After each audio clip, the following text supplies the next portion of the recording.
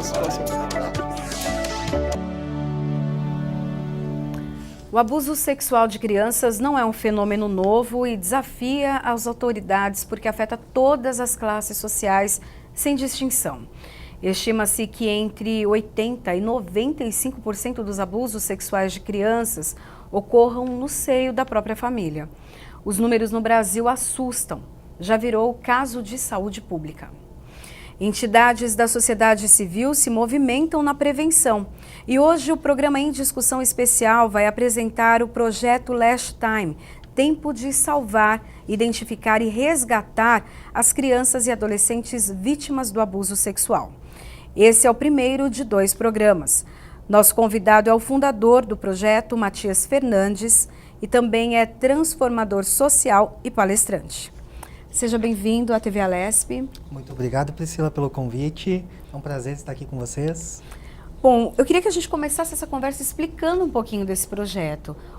Como ele surgiu e o que ele é, qual é a essência dele? Ok. O projeto Last Time, na tradução livre em português, A Última Vez, ele surgiu há 3 anos atrás. Há 7 anos eu venho trabalhando com desenvolvimento comportamental humano, estudando com a base da neurociência algumas formas e padrões comportamentais do ser humano, dentro da área business e da área pessoal. Esse padrão de identificação me gerou um feeling, devido a algumas situações que a gente vem identificando nos alunos, muito que é o abuso sexual e as suas interferências na área profissional. Esse padrão comportamental começou a ser identificado exclusivamente nas pessoas que sofreram abuso. Então nós começamos a trabalhar, a fazer um estudo em cima de cerca de 500 pessoas. Foram cerca de 500 casos estudados e avaliados e verificando, identificando esse comportamento. Após a identificação inicial disso, nós resolvemos então desenvolver um projeto onde nós poderíamos levar, ampliar essa informação desse padrão comportamental do ser humano que sofreu o abuso e as suas interferências, né, tanto na área pessoal como profissional, para as instituições que tratam e cuidam de crianças em estado de vulnerabilidade, né, em estado de carência. Ampliar, disseminar esse conhecimento. Foi aí então a ideia do projeto social. Quais são essas características que são típicas de um adulto, né, que sofreu um abuso? Ok, Priscila. Existem diversas características. Dentre elas, do que a gente trabalha dentro do projeto, são a identificação fisiológica, na leitura não verbal do comportamento, ou seja, traços do rosto, traços do corpo fisiológico mesmo e da linguagem verbal. Além desse padrão não verbal e verbal, nós temos a identificação muito usada hoje também dentro da área da psicologia, que é o desenho da criança, do adolescente, enfim, que faz um padrão de desenho, onde ele demonstra traços comportamentais de que se sofreu abuso, de fato já o ato cometido, ou ainda então se ele está numa fase de assédio. E dessa forma, então, a gente conseguir prevenir que isso continue ocorrendo ou que o fato de fato aconteça, né? Em casos de identificação de que o fator já ocorreu, nós trabalhamos então com a instituição um encaminhamento para que essa criança, esse adolescente, ele tenha um tratamento direcionado já para esse desenvolvimento, para esse trabalho de ressignificação emocional. Quando você fala da palavra ressignificação, o que significa isso e como é feito esse trabalho? Ok. Ressignificação, ela vem num termo da PNL, da Programação Neurolinguística, que é um dos fatores que a gente traz para dentro do projeto. A ressignificação, ela significa tirar a emoção daquele momento, daquele fator, daquele trauma e dar um novo sentido para a vida emocional do ser humano. Ou seja, num caso de abuso, por exemplo, a cena, o caso, o ato, ele ocorreu, ele não vai deixar de existir. Nós não temos como voltar no tempo e apagar de fato essa situação que aconteceu. Infelizmente aconteceu. Mas nós podemos dar um novo sentido para a vida emocional do ser humano que passou por esse caso, e aí sim começar a se trabalhar o desenvolvimento dele em metas, objetivos, realizações profissionais, realizações pessoais. São um grande fator da pessoa que sofreu abuso. Não conseguir manter um relacionamento afetivo. E que incomoda a pessoa. O ser humano nasceu para ser amado, para amar, para ter uma vida social ativa. E um dos fatores de maior interrupção que causa o abuso é o afetivo, é o emocional, né? O suicídio até está ligado a isso? Sim, o suicídio está ligado a isso, Priscila. Hoje no Brasil, a cada 10 casos de adolescentes, crianças e adolescentes que cometem suicídio, ele está diretamente relacionado a 4 a 5 pessoas. Ou seja, 50% dos casos de adolescentes, até mesmo adultos, né, que cometem o suicídio hoje, em algum momento, 50% desses casos foram abusados.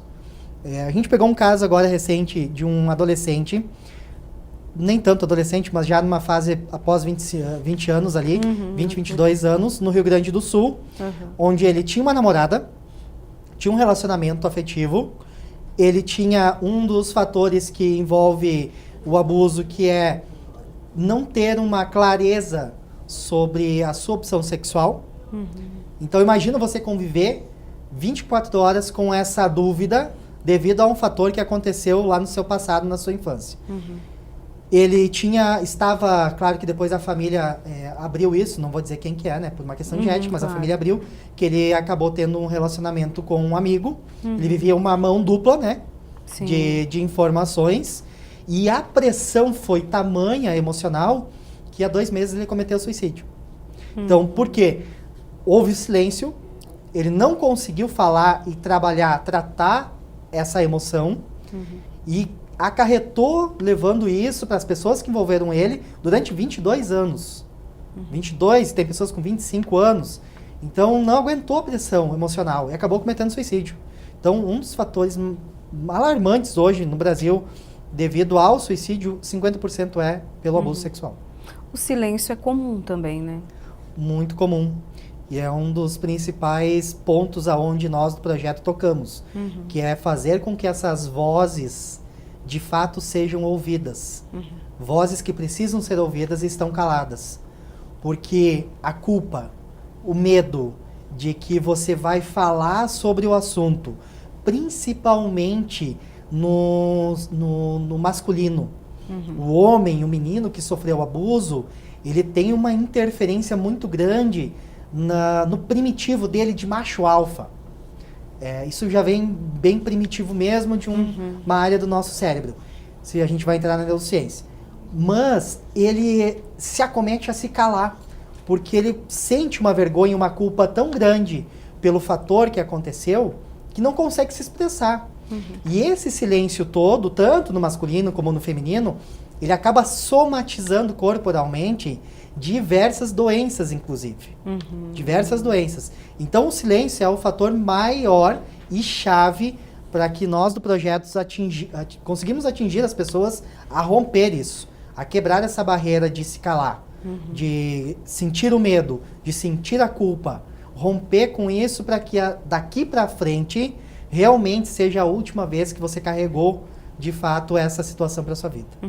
Você percebe ao longo das suas pesquisas que além desse silêncio, né, que já na fase adulta, né, mas que a pessoa carregou essa história, esse silêncio, esse segredo, né, meio que até um segredo durante a vida toda, muitos não entenderam até o que aconteceu. Eles não sabem que realmente foram abusados, até que vem um esclarecimento e isso volta à mente. Como funciona, assim? Sim. Hoje existem inúmeros projetos no Brasil todo, no mundo todo, acalentando e acolhendo pessoas que sofreram abuso, certo?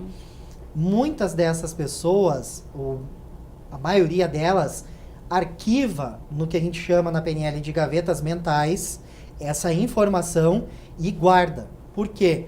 É difícil você olhar para uma dor. É difícil você olhar para um sentimento ruim. Nós estamos acostumados a cometer emoções positivas, emoções boas, né? Então, quando ocorre um trauma neurológico, com a perda neurológica, inclusive, como o abuso, você quer esconder isso, você não quer falar sobre isso. É a primeira reação natural, você esconder. Vamos voltar um pouquinho no tempo. Num período primitivo, homens da caverna. Quando ele encontrava um bicho selvagem, certo? Vamos usar esse termo assim. Um selvagem lá, que eles saíam para caçar.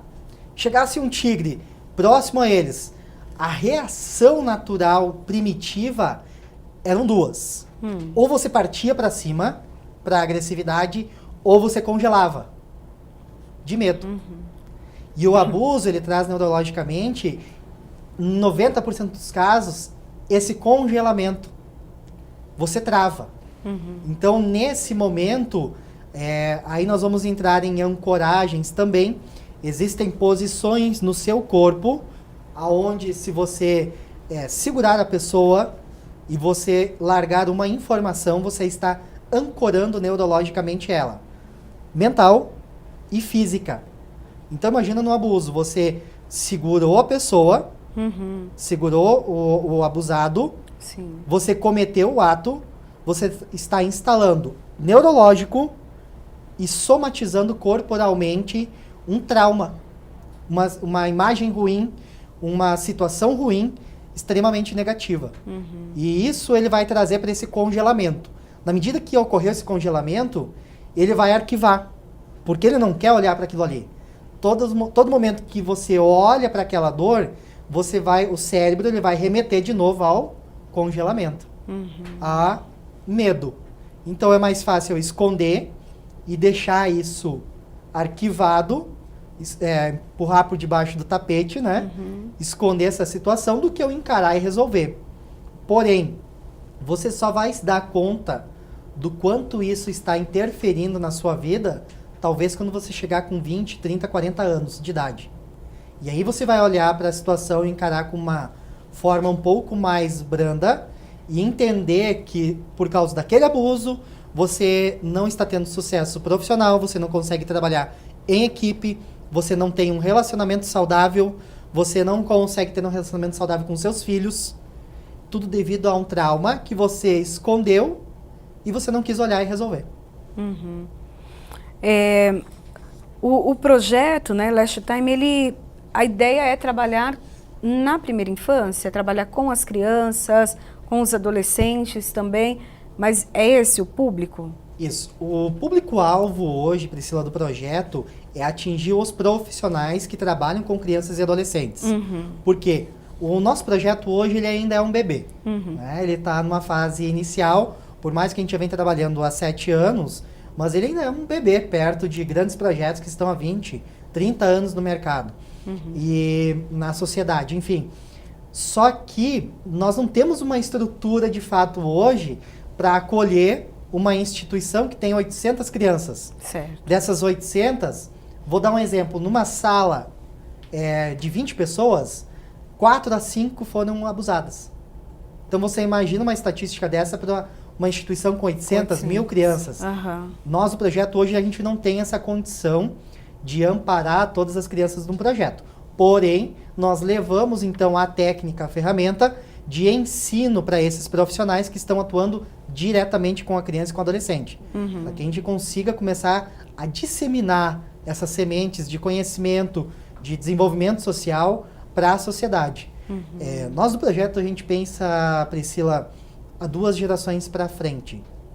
Talvez eu, fundador do projeto, não vou nem ver o resultado, o tamanho desse projeto daqui a 2 gerações.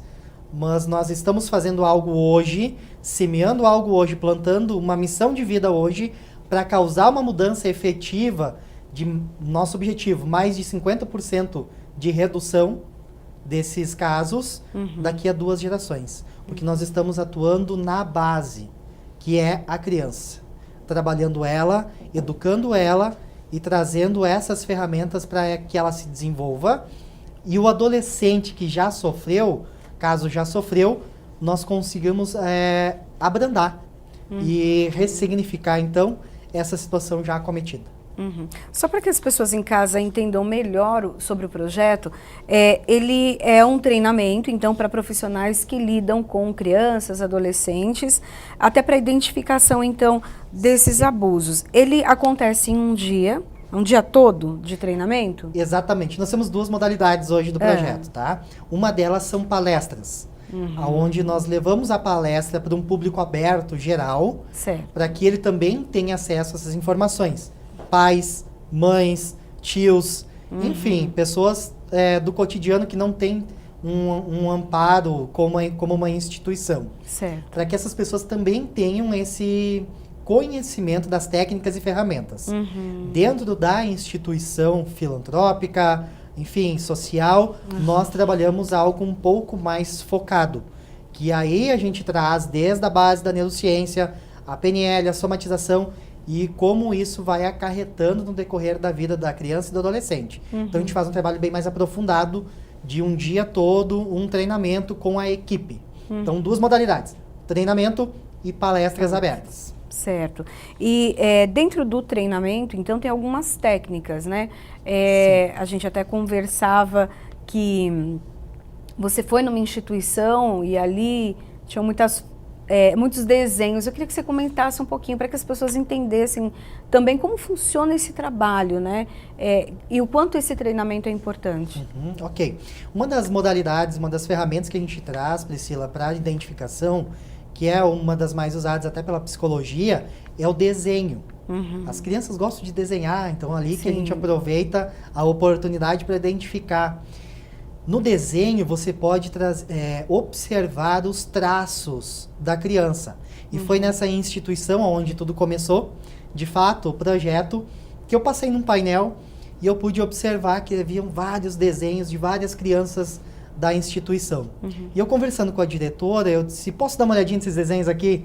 E ela, ok, fica à vontade. Eu parei e comecei a observar o padrão de um dos desenhos, né? Os traços, as cores do desenho, o formato que ele se desenhou, que ele desenhou as pessoas que estavam envolvidas naquele tema do desenho, a posição de cada pessoa, e eu comecei a conversar com ela. Essa criança quantos anos tem? Tem 8 anos. Como que é a família dela? A família me deu um relato assim um pouco superficial, né? Mas a mãe era dependente química, o pai estava preso. E eu disse, ok, você consegue perceber, vocês já identificaram que essa criança vem sofrendo abuso sexual? E ela, opa, não, isso aí a gente não identificou. Ok, então vou te mostrar aqui no traço. A gente começou a conversar e eu passei para ela no desenho que a criança estava sofrendo abuso. E que uma semana depois foi identificado que era do tio, que morava junto na residência.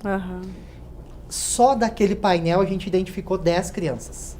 Nossa. Ali a gente tinha uma média de quase 50 desenhos.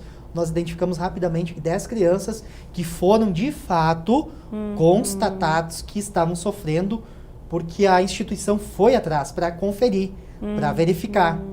Vamos ver se isso está surgindo aqui realmente. Nós não identificamos, vamos atrás. E, de fato, as 10 crianças ali estavam sendo acometidas de abuso sexual por familiares. Então, assim, ao mesmo tempo que diz que a criança não fala, ou quem está sendo abusado não fala, mas ela fala com uma outra linguagem, né? Uma outra linguagem. Então tem a questão dos desenhos, tem também o comportamento. Também é possível identificar alguma coisa no comportamento? Sim. Como a gente fez essa pesquisa com os 500 alunos, nós identificamos alguns padrões, tá? Certo. Dentro desses padrões são a mentira compulsiva, a criança ter o prazer de a todo momento estar omitindo ou mentindo sobre algo, por mais simples que seja, acessos de raiva desencadeados, de repente meu filho era calmo e agora ele está uma criança agressiva. Certo. Pode ser um dos fatores. A criança normalmente ela demonstra algo que eu vou chamar de tique nervoso. Já ouviu falar disso? Sim. São movimentos, padrões repetitivos, compulsivos, né? Sim. Em alguma parte do corpo. Esses tempos atrás a gente conversando com uma criança e ela parada na cadeira sentada, ela fazia isso aqui com as mãos enquanto conversava. Isso é um tique nervoso. E nós estávamos conversando, não tinha nada a ver com o contexto, mas eu comecei a observar. Disse, opa, aí a gente entra em traços fisiológicos também, mas comportamentais, mentira compulsiva, raiva, esses movimentos repetitivos compulsivos, tristeza, uma depressão profunda numa idade muito nova, né? Uhum. Uma idade muito nova. Uhum. Você está com uma criança com uma extrema depressão. Existe um fator que deve estar se encaixando naquele estágio dela ali. Uhum. Outro fator que deve ser observado muito, não querer ficar próximo de algum parente, de alguém da família. Se essa criança tem uma aversão de que não quer ficar próximo a uma determinada pessoa dentro do âmbito familiar, deve ser buscado uma informação maior com ela. Certo. Conversar, no próprio desenho, conversar muito com a criança. Uhum. Quem está nesse desenho, como que é a situação do desenho, o que você está fazendo, o que a outra pessoa está fazendo. E a criança automaticamente, por quê? O desenho ele começa consciente e ele termina inconsciente. Entendi. Então ela vai trazendo isso à tona para o desenho. Vai trazendo essas informações que você pode utilizar, então, para ir aprofundadamente pesquisar sobre isso ou até mesmo levar para um tratamento. Os profissionais, eles são preparados para identificar, porque as crianças passam muitas horas nas escolas, ou às vezes em consulta médica, não que ela passe muito tempo, mas em uma consulta médica, um enfermeiro consegue identificar ou ainda falta o preparo para isso? Infelizmente ainda falta muito preparo para esses profissionais. Vou usar um exemplo de uma profissional de uma determinada área, tá, que cuida hoje do âmbito social, e ela foi informada sobre um caso de um menino de 9 anos que estava sofrendo abuso do padrasto. Certo. Ok? Ela pegou uma notificação, ela era conselheira tutelar, tá? Lá no Rio Grande do Sul. Ela pegou a notificação e, veja bem, ela foi até a residência da criança notificar ela e o padrasto na frente um do outro sobre ir até o conselho prestar esclarecimentos de um possível abuso. Nossa. O despreparo desse profissional é tamanho que ele não tem noção do quão prejudicial ele foi para a criança. Sim. Por mais que depois não fosse ser identificado, enfim, nesse caso foi, o responsável está preso hoje, né? Mas além da criança receber todo esse trauma do abuso, ela ainda teve que encarar o medo de ser agredida, o medo de coação, porque o abusador ele coage para continuar cometendo o abuso, né? Durante anos, inclusive. E ela teve ainda esse despreparo de receber esse profissional em sua residência, em sua casa, para chamar ele para um depoimento. Então, os profissionais hoje das áreas, eles estão muito despreparados. Infelizmente, precisa ser dado uma maior atenção a essa situação social, que a sociedade, infelizmente, acabou tornando isso como algo cultural e natural. Muito se fala, e aí eu vou fazer uma substituição. Pouco se fala ainda, e muito menos se acha. A mídia em si, hoje, ela fala, traz casos, mas o quão realmente está sendo feito para que essas crianças sejam trabalhadas, sejam tratadas, o quanto está se dando atenção aos projetos, de fato. Vou trazer agora uma estatística. Eu estava em Nova York, vim direto para cá. A gente estava com um projeto Last Time lá. E uma estatística de uma revista norte-americana, muito forte lá, que mostrava um gap muito grande, Priscila, com relação ao menino. O menino está sendo negligenciado. O menino que sofreu abuso está sendo negligenciado. E 80% dos casos hoje são cometidos por quem? Pelo homem. Então, eles estão deixando a base de tudo isso aberta. Não estão tratando, não estão trabalhando. E eis que foi um dos fatores que eu identifiquei há 6 anos atrás e que eu disse, ok, se não está sendo trabalhado o fator masculino, e que é um dos maiores causadores, nós do projeto vamos trabalhar isso. A gente vai levar vou te fazer uma pergunta hoje. Existem palestrantes no Brasil ou no mundo que falam sobre abuso? Homens falando sobre abuso sexual? Difícil. Muito difícil, é muito raro de se ver. Porque ele encara isso como sendo algo a não ser falado, a não ser visto, porque vai interferir na masculinidade dele. Só que é algo que precisa ser trabalhado e os profissionais estão despreparados ainda para isso. O abusador, o abusado, ele pode se tornar um abusador? Com toda certeza, de cada 10 casos, 4 se tornam abusadores. De 4 até 6, algumas estatísticas. Ele quer replicar isso numa questão de vou fazer o que fizeram comigo. Nessa palavra mais transparente. Vou fazer o que fizeram comigo. Então, a cada 10, 4 a 6 casos se tornam abusadores.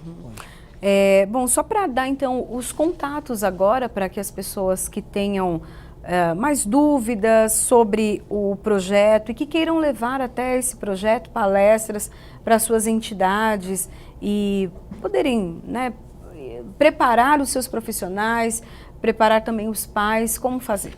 Ok, hoje nós temos um site que está no ar, que é o www.lesttime.com.br. Você pode entrar no site, lá vai ter os canais de comunicação, tem uma equipe por trás desses canais que vão estar respondendo as pessoas que contatam a gente até hoje.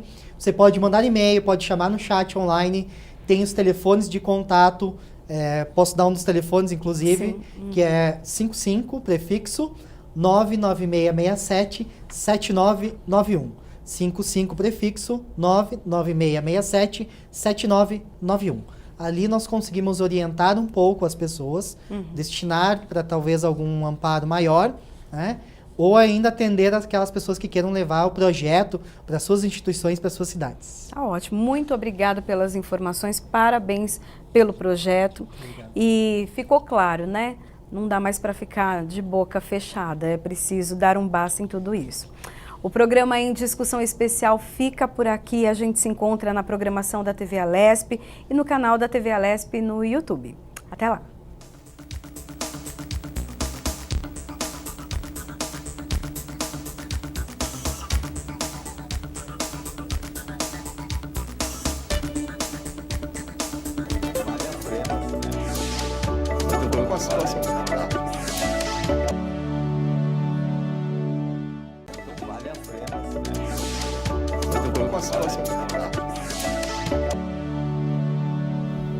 O abuso sexual de crianças e adolescentes, na maioria das vezes, acontece dentro de casa. E os agressores são pessoas do convívio muito próximo, geralmente familiares. Dar voz às vítimas é um dos objetivos da CPI instalada na Assembleia Legislativa de São Paulo, e que tem como presidente o deputado Paulo Correia Júnior, do Patriota. E para prevenir ou cessar esse tipo de crime, hoje o programa Em Discussão Especial vai apresentar o projeto Last Time, Tempo de Salvar, Identificar e Resgatar as crianças e adolescentes vítimas do abuso sexual. Nosso convidado é fundador do projeto, Matias Fernandes, também transformador social e palestrante. Nesta segunda parte do programa, vamos saber se é possível mudar esse cenário e criar espaços acolhedores e seguros para as nossas crianças. Matias, bem-vindo. Muito obrigada pela sua participação. Eu que agradeço, obrigado pelo convite.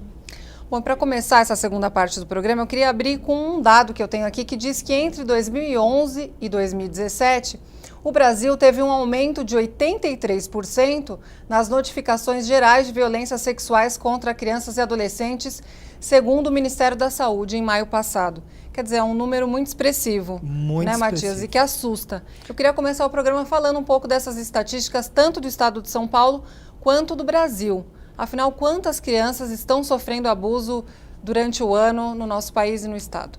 Então, hoje, como você falou, é um número extremamente alarmante. No último ano, a gente tem um dado de 78 mil casos registrados no Brasil, e isso representa apenas 30%, máximo teto de 30% dos casos que de fato ocorrem de abuso sexual. Então, é um número extremamente alarmante. O estado de São Paulo, ele está em primeiro lugar no ranking de abusos. Para você ter noção, agora, no último ano de 2017 até metade de 2018, desse ano, nós tivemos só em casos de transporte público, registros em casos de abuso de transporte público, 500 casos aqui no estado de São Paulo, na cidade de São Paulo, na capital. Então, o estado todo aqui de São Paulo está representando cerca de 30% de todos os casos de abuso do Brasil. É um número extremamente expressivo. Desses 30%, todos esses casos de abuso aqui no estado de São Paulo, 65% são em crianças. 65% em crianças. 20% desses casos, eles são cometidos em crianças de 4 a 7 anos de idade. Então, veja bem, nós temos um teto de 78 mil casos registrados. No estado de São Paulo. No Brasil. No Brasil. No Brasil. 30% desses casos é cometido aqui em São Paulo. Que está em primeiro lugar no ranking. Que está em primeiro lugar no ranking. Desse ranking paulista do estado de São Paulo, 65% dos casos aqui em São Paulo, cometidos em São Paulo, são cometidos em crianças de 0 a 12 anos. 20% é de 0 a 7 anos. Então, nós temos um número expressivo em crianças sendo abusadas dentro do estado de São Paulo. É um número extremamente alto, porque se a gente pegar aí, a nível mundial, em 2017 foram 2 milhões de casos registrados. Nós sabemos que tem países que é liberado. China, por exemplo, é liberado você abusar da mulher na rua e a mulher ainda ser obrigada a se casar com você. Então, se a gente vai falar no âmbito mundial... É uma questão cultural. É uma questão cultural, certo? Aqui no Brasil é um número extremamente alarmante. Ainda assim, nós temos um índice muito baixo de registros, né? Apenas 30% de registros é um número muito baixo. Quer dizer, tem muitos casos que não vêm, que as pessoas não têm coragem de denunciar. É isso? Não tem coragem, ou são silenciadas de alguma forma. Ainda envolve alguns casos que demanda de homicídio, né? Alguns outros casos demanda de agressões físicas. Se for pegar assim, uma estatística hoje a nível Brasil, 22% das crianças do sexo feminino, elas são violentadas sexualmente e ainda são agredidas fisicamente. Em meninos, esse número chega a 26%. Então, 26% dos meninos que sofrem abuso, eles são agredidos fisicamente e ainda violentados sexualmente. É um número muito expressivo, né?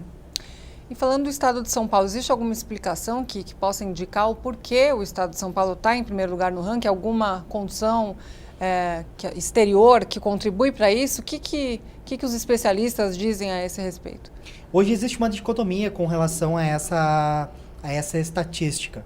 Porém, o que a gente observa é que tanto a sociedade acabou tornando isso de uma forma cultural, natural, o abuso, e por isso tanto silêncio, tantas pessoas se calando muitos anos com relação a isso, e percebe-se que o estado de São Paulo, culturalmente, ele tem uma tendência maior. Não há, de fato, assim, específico, um estudo que diz que o estado de São Paulo tem o maior número, um índice mais alto de abusos devido a esse fator. Tanto que nem mesmo o fator econômico-social gera e leva a essa situação. A pessoa numa vulnerabilidade maior, obviamente ela tem e está mais suscetível a essa situação. Mas os casos que a gente pega em tese, assim, em tela de trabalho, de pessoas com grandes estudos, pessoas que passaram por estudos que são culturalmente um pouco mais avançadas, vamos falar essa palavra, e que são abusadas dentro de casa e ainda assim se silenciam. Então, de fato, não existe assim um fator determinante aqui em São Paulo, talvez pelo número de pessoas. Algumas estatísticas trazem o número de pessoas, outras trazem a cultura, outras trazem o aglomerado de pessoas muito alto, né? O número de pessoas, aglomerado de pessoas em determinadas regiões, mas não há nada específico. Inclusive, esse mês foi instalado aqui na Assembleia Legislativa uma CPI com esse objetivo de discutir o assunto e investigar casos de abuso aqui no estado de São Paulo. Eles têm como o presidente o deputado Paulo Correia Júnior, que inclusive é autor do projeto de lei número 92 de 2018, que autoriza a criação do serviço de disque denúncia de abuso ou exploração sexual de crianças e adolescentes. Eu queria que você falasse um pouco, Matias, para a gente a importância desse tipo de iniciativa aqui no estado de São Paulo, em vista de que o estado realmente está em primeiro lugar no ranking, e a importância das políticas públicas, o que falta, o que o poder público tem feito a esse respeito. Eu queria que você desse a sua opinião para a gente.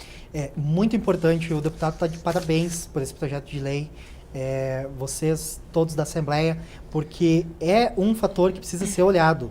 De fato, a gente precisa parar de silenciar ou acobertar a situação que está acontecendo e começar a olhar e agir de fato nisso.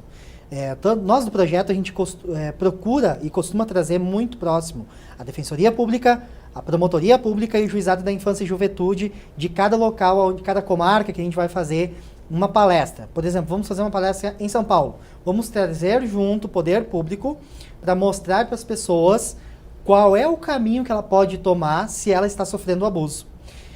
Existe hoje um déficit muito grande nesse setor, juridicamente falando.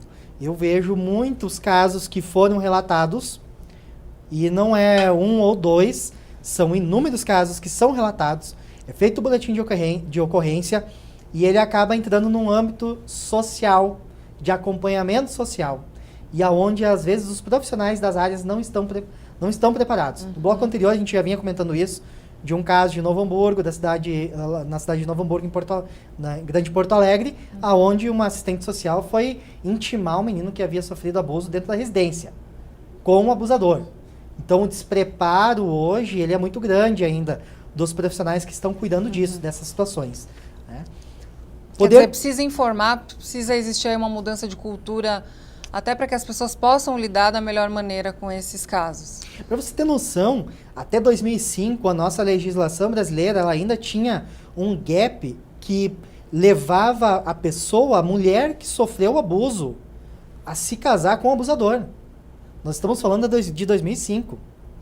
Até 2011, não era necessário fazer o boletim informativo caso a pessoa abusada fosse recebida dentro de um ambulatório público, de uma UPA, de um hospital. A partir de 2011 começou a se tornar obrigatório fazer essa informação.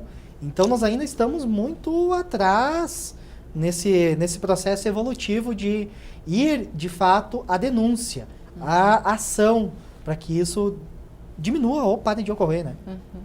Inclusive, nós temos o dia 18 de maio como o Dia Nacional de Combate ao Abuso. Eu queria que você falasse um pouco da importância dessas campanhas, de termos uma data como essa, né, a nível nacional de conscientização, e se essas campanhas são suficientes ou é algo que a gente precisa realmente falar ao longo do ano e não só na data ou no período.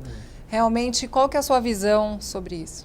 A gente observa muito assim, em maio, o estouro de informações sobre o abuso pelo mês, e aí eles se remetem à inclusão dessa data marco, né? Mas o que você pode acompanhar durante o ano é algo já mais omisso, e que é muito que a pessoa abusada sofre dentro da própria residência, a omissão. Fala-se muito, ou ainda fala-se pouco, e se age muito menos, devido ao processo de omissão. Então, na minha visão, na nossa visão do projeto, isso deve ser mantido ao longo de todo o ano. Deve existir novos projetos, implementação de uma nova cultura, de fato, social, para olhar para isso e não se omitir. De fato, agir e fazer uma denúncia, levar o caso adiante mesmo. Falando um pouquinho do perfil da criança e do adolescente que sofre abuso, como que você descreveria o perfil dessa criança, desse jovem? A questão socioeconômica tem alguma influência nesse sentido? Às vezes as pessoas relacionam muito a questão socioeconômica. Eu queria que você desmistificasse para a gente um pouco sobre isso. Ok. É o que a gente estava falando ali atrás, né? Não existe situação socioeconômica para a questão do abuso. Ela pode se dar tanto no âmbito familiar de classe alta, média, como de classe baixa. Obviamente, não vamos ser hipócritas de dizer assim, que um âmbito social, de classe social baixa, de vulnerabilidade, você não vai estar mais suscetível a que isso ocorra. Então a gente pega diversas situações que as pessoas não têm tanta instrução, né, e acabam generalizando de fato muito forte isso. Perfil da criança abusada. Voltamos aí ao que a gente já vinha comentando antes. Um perfil agressivo com uma mentira obcecada. Ele tem prazer de mentir, de omitir. Então, desde pequeno. É claro que isso pode ser trabalhado, obviamente, mas ele vai começar a demonstrar várias questões de omissão ou mentira em situações simples, peculiares do dia a dia, né? Perfil de agito, ansiedade crônica, e essa ansiedade crônica, ela leva ao tique nervoso, né? Que é o toque por repetição muito acelerada. Então, em algum momento ele vai desencadear isso, você pode começar a perceber na sua residência ou nas pessoas que estão próximas a você, se ele tem um perfil comportamental de estar fazendo movimentos repetitivos e em um grau muito acelerado, ou muitas e muitas vezes durante o dia, né? Como se fosse um toque? É um toque um pouco mais evoluído, vamos dizer assim, tá? Não chega a ser um toque. Porque, vou dar um exemplo que eu usei anteriormente. A gente estava sentado numa cadeira, num banco lá com uma família, e o menino começou a fazer esse movimento repetitivamente, enquanto conversava com a gente. E assim ele ficou durante 1 hora. Então ele tem sem interrupção. Sem interrupção. Então ele tem um movimento, e a mãe, discutindo com a mãe, conversando, ela disse que ele começou a demonstrar esse movimento na hora que ele ia defecar. Então, toda vez que ele ia ao banheiro, ele fazia toda um vez movimento. que ele ia ao banheiro, ele fazia esse movimento. Porque ele assimilou esse movimento ao abuso que ele sofreu. Então ele começou a desencadear isso. Foi um sinal, um dos sinais, né? E, além desses movimentos repetitivos, a ansiedade, como eu já falei, e nós temos um perfil comportamental também de introspecção. De se fechar no seu ambiente, no seu espaço, no seu quarto, né? E não querer contato com ninguém. Até mesmo fazer uma observação muito forte. Se essa criança ou adolescente ele não quer ou não tem contato com algum familiar. Então, é um perfil que demonstra muito a pessoa que foi abusada. Um dos perfis. E até para o pessoal de casa saber, para os pais, enfim, como uma dica, quando os pais percebem, né, ou notam algum comportamento como esse, por exemplo, como abordar esse assunto tão delicado com uma criança que às vezes não tem nem noção do que está acontecendo com ela? O indicado é os pais realmente terem uma abordagem direta, ou seria o caso de procurar uma ajuda profissional imediatamente? O que você orientaria em casos assim? É sempre importante ter uma comunicação clara com o filho, com os filhos, né? Sobre alguns pontos de não deixar ser tocado por estranhos, se houver um avanço desses toques, comunicar. Então, a comunicação clara com os filhos, ela torna isso uma abertura, se dá uma abertura para que, se você tiver desconfiado que o caso está acontecendo, você tenha acesso a isso. Claro que o mais indicado é que você leve a um profissional, um psicólogo, um psicoterapeuta, um psicanalista, que vá fazer, de fato, uma análise mais profunda e já, se está sendo acometido, auxiliar no processo de cura, né? De tratamento. E no caso, por exemplo, dos pais que não perceberam, mas de repente um professor, um vizinho, alguém que convive com a criança, que não faz parte ali da intimidade, percebeu algum comportamento, como abordar a família, como levar essa questão tão delicada sem ter certeza de que tem alguma coisa acontecendo? Como falar sobre isso? É uma questão, um ponto muito delicado. E aí que ocorre o maior número de omissões. Porque vamos usar o exemplo da escola, do professor. Ele identifica ou pressupõe que pode estar ocorrendo algo ali que deva ser vinculado pode ser vinculado com abuso. E ele se omite porque ele não quer interferir, porque, e se não for verdade? E se não for? Fica com medo, às vezes, Fica de com falar, medo, de se meter, de levantar de um falso testemunho, de levantar alguma coisa. Falso testemunho. Só que aí que ocorrem as omissões. Dentro desse se não for, muitos casos são.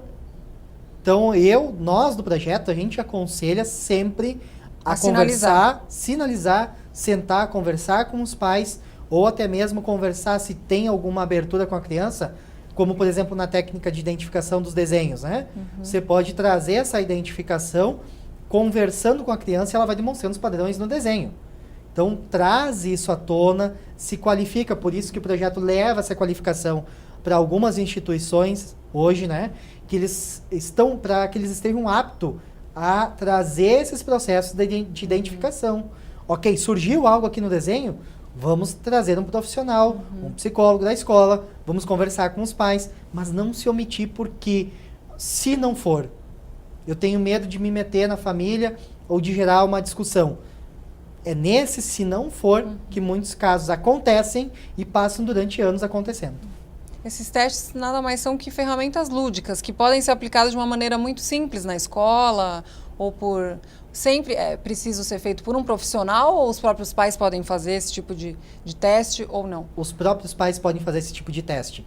A gente utiliza o desenho, que é uma maneira lúdica, mas nós temos também ferramentas dentro do projeto que causam uma identificação mais profunda, corporal, mental, que você vai identificar com certeza no traço fisiológico da criança, do adolescente, ou até mesmo do adulto, se ele já sofreu abuso ou se está sofrendo o assédio. Então, além do meio lúdico, nós temos as técnicas e as ferramentas que nos dão a identificação real de fato de se está acontecendo mesmo. Pode ser aprendido por qualquer profissional, pais, irmãos, tios, qualquer pessoa pode aprender e deve aprender para identificar e sair dessa omissão. Eu tenho um outro dado aqui que me chamou muita atenção, que diz que 80% e 95% dos casos de abuso acontece dentro de casa. Quer dizer, por pais, familiares, enfim, quer dizer, pessoas que deveriam estar protegendo a criança, cuidando, são as que estão abusando. Queria que você comentasse um pouco sobre isso, por que isso acontece, como que, quando o inimigo está dentro de casa, quer dizer, como lidar com essa situação, né? Eu vou usar um exemplo que eu tive agora lá em Nova York. Uma menina de 25 anos, hoje 25 anos, ela foi abusada dos 9 aos 12 pelo padrasto. Quando ela resolveu quebrar o silêncio, ela denunciou. O cara foi preso. A mãe expulsou ela de casa, ficou contra ela, ficou ao lado do padrasto que abusava. Hoje ela tem 2 filhos autistas. Frutos do abuso. Não são frutos do abuso, mas são frutos de uma outra relação abusiva que ela tinha, porque ela criou esse padrão. Agora ela terminou essa relação abusiva, ficou com os filhos autistas e ainda o filho está com leucemia. Então, como trabalhar um caso desse? Que veio do âmbito familiar, de fato, de dentro de casa, onde você deveria ter toda a proteção, todo o amparo, e aí que causa algo muito natural nas pessoas que são abusadas, e que é o mais difícil de se trabalhar, a autoculpa. A autopenalização. A pessoa acha que ela foi responsável por aquilo. Ela foi responsável por aquilo ali. E você quebrar esse padrão, você romper esse padrão, ele, na medida que se rompe, de fato você começa o processo de cura. Então, é um fator extremamente delicado. 80% hoje dos casos são cometidos por pais ou padrastos, ou mães ou madrastas. Então, dentro do próprio âmbito familiar. E a estatística dos 78 mil casos, 56% das pessoas abusadas conhecem um abusador. Sabem quem que é, são pessoas próximas e não conseguem lidar devido a essa omissão. Então, até mesmo o fator de que a mãe fica do lado, o pai, a família se omite, ela está causando um dano. O ponto nosso principal do projeto é quebrar, romper esse silêncio de fato, essa omissão que ocorre dentro do âmbito familiar, para que esse padrão repetitivo ele se interrompa. E nesse caso específico em que a mãe da menina, em vez de ouvir ela e apoiá-la, ficou do lado do padrasto, que era o abusador. Essa mãe pode ser enquadrada como cúmplice? Existe alguma lei que condena esse tipo de omissão? Como que é isso, judicialmente? Algumas questões até mesmo são enquadradas como cúmplice, mas existe um estudo do caso em específico, mais profundo, para compreender se de fato, no momento que ocorria o abuso, a mãe era omissa ou não. E em muitos casos a mãe se omite quando ela descobre. Ok, descobrir. Aí, isso é uma coisa. Outra coisa é durante o abuso. Durante o processo ela do não abuso, fazer nada. São duas ela coisas não fazer diferentes. nada. Então são coisas diferentes. Eu sei que a minha filha está sendo abusada pelo pai, pelo vô, e em muitos casos a mãe foi abusada também. Então ela se omite ou permite que isso aconteça. Em outros determinados casos, a mãe descobre, ou a filha, o filho denuncia, como foi esse caso, ela toma consciência, mas ela escolhe um lado para se posicionar. Tá. Então são duas situações São coisas diferentes a ser analisadas. Quer dizer, a mãe pode escolher ficar do lado que ela quiser. Como aconteceu Infelizmente. nesse caso, infelizmente ela ficou do lado do namorado, né? Do indivíduo que ela tinha um relacionamento ali. Hoje ela procura ter uma relação um pouco mais saudável com a filha, mas, por óbvio, né, já se causou um trauma muito grande que a menina agora vem trabalhando e vem tratando para poder quebrar esse padrão repetitivo, né, com os seus filhos. Certo. No primeiro programa você detalhou um pouco mais do trabalho do Last Time, que é um trabalho muito importante, que tem trazido muitos resultados. E eu sei que você tem feito também palestras nas casas legislativas. Queria que você falasse um pouco do objetivo que você tem, né, como presidente, de levar para as casas legislativas essa discussão e o trabalho que vocês têm feito. Conta pra gente um pouquinho dos objetivos de vir aqui, né, palestrar. Isso. Um dos nossos principais objetivos hoje é trazer essa mudança na legalidade penal, de que de fato seja implementado algo muito maior daqui para frente na aplicação penal para o abusador. Então, além de nós trazer essa identificação, essa prevenção, esse trabalho de que, ok, vamos dar à tona, trazer à tona uma situação que vem assolando o país, nós também precisamos punir de fato as pessoas que estão cometendo. Então, tem o lado de que a pessoa pode buscar ajuda, ok. Tem inúmeros casos que o abusador busca o auxílio, busca ajuda porque ele também foi abusado lá. Mas tem muitos casos ainda que estão sendo estudados e que precisam ter uma punição de fato com isso. Não se pode deixar sem impune. O nosso objetivo de por que trazer Juizado da Infância e Juventude, Defensoria Pública e Promotoria Pública juntos, para que a gente comece a causar, de fato, a longo prazo, uma mudança na legalidade, na legislação penal sobre a aplicação da lei nos abusadores. Matias, obrigada pela sua participação. Esse é um assunto que rende, mas a gente precisa encerrar. O programa em discussão especial fica por aqui. A gente se encontra na programação da TV Alesp e no canal da TV Alesp no YouTube. Até lá!